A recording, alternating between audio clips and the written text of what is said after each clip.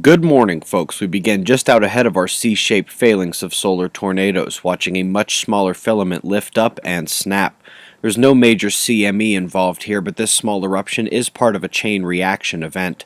Let's switch from 193 to 304 angstroms. We'll zoom back out to see that the massive plasma filament on the northeastern limb, it destabilized at the exact time that little filament snapped. It was one of the prettiest entrances to the Earth-facing disk I've seen, but she is gone now.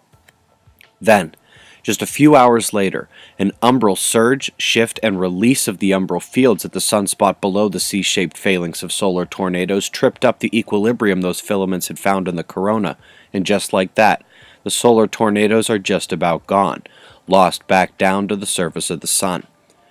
There were no significant solar flares to report, C range only. Looking in on the sunspot that caused the filament collapse, we see growth and spreading, but the spread is separating the magnetics as well.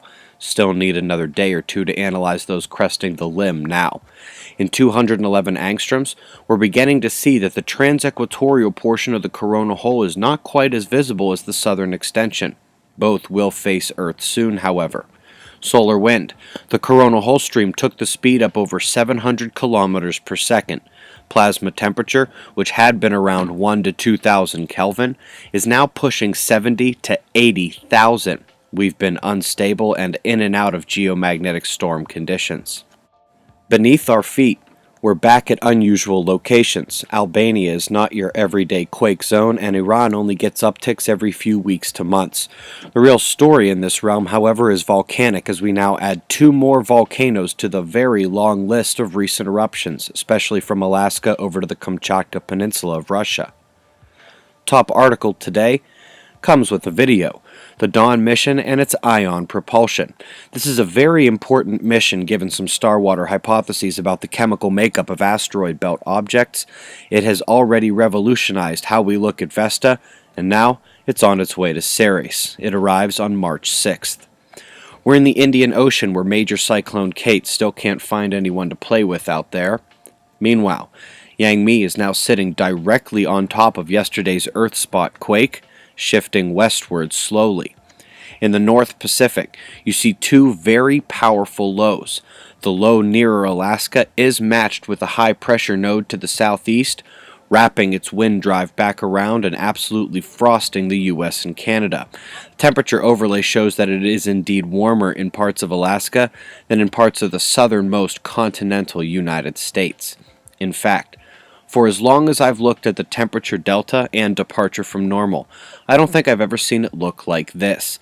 That's 20, 25, 30 degrees below normal, and the winter weather continues.